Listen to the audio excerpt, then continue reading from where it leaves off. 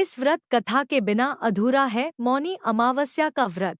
जाने संपूर्ण पौराणिक व्रत कथा शास्त्रों में मौनी अमावस्या का विशेष महत्व है।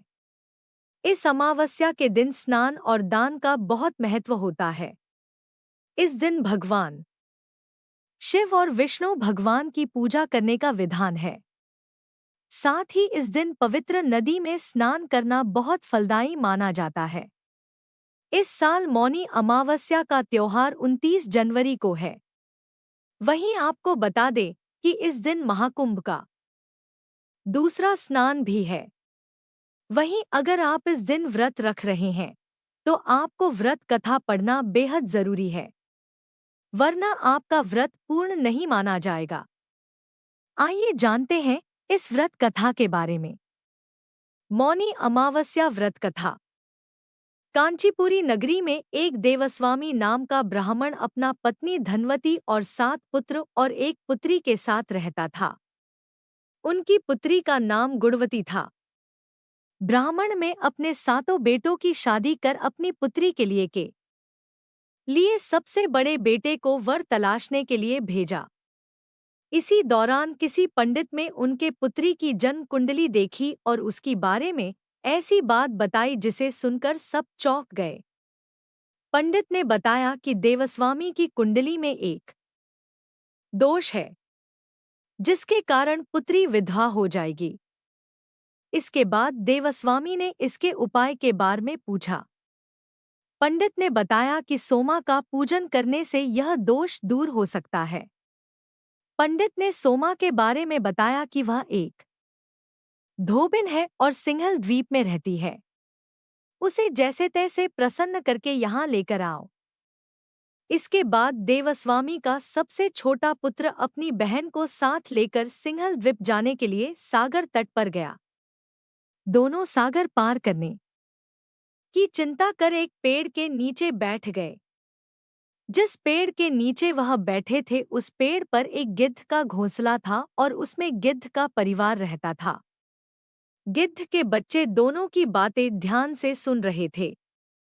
जब शाम को घोंसले में उन बच्चों की मां पहुंची तो उन्होंने भोजन नहीं किया।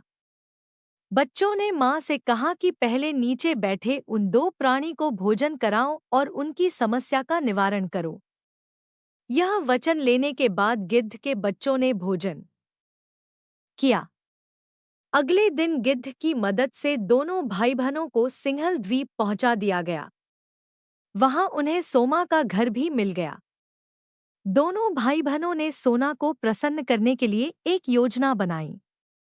वे दोनों नित्य प्रातः उठकर सोमा का घर झाड़कर लीप देते थे। इससे हैरान होकर एक दिन सोमा ने अपनी बहुओं से पूछा कि घर को कौन बुहरता है और लीपापोती करता है। सोमा की झूठी प्रशंसा पाने के लिए उनकी बहुओं ने कहा, हमारे अलावा यह काम कौन करता है। लेकिन सोमा को इस बात का विश्वास नहीं हुआ और उसने अपने मन में ऐसा करने वाले को खोजने की कसम खाई। सोमा ने सुबह जल्दी उठकर देवस्वामी के भाई बहनों को लीपापोती करते हुए पकड़ लिया। जिसके बाद सोमा के पूछने पर उन्होंने सोमा को पूरी बात बता दी। सोमा उनकी श्रम साधना प्रसन्न हो गई और घर उचित समय पर उनके घर पहुंचने का वचन दिया। मगर भाई ने अधिक आग्रह पर सोमा उनके साथ चल दी।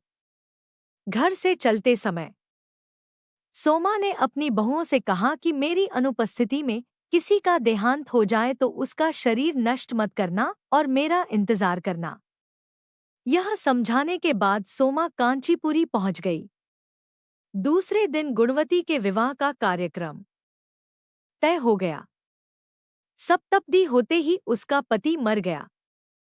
सोमा ने तुरंत अपने संचित पुण्यों का फल गुणवती को प्रदान कर दिया। इसके बाद गुणवती ने भगवान विष्णु की पूजा कर पीपल के पेड़ की 108 परिक्रमाएं की, जिसके बाद गुणवती का पति जीवित हो उठा। सोमा उन्हें सौभाग्यवती का आशीर्वाद देकर अपने घर लौट गई।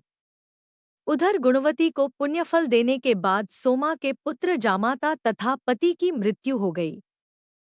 सोमा ने पुण्यफल संचित करने के लिए मार्ग में अश्वत्थ पीपल वृक्ष की छाया में विष्णुजी का पूजन करके 108 परिक्रमाएं की।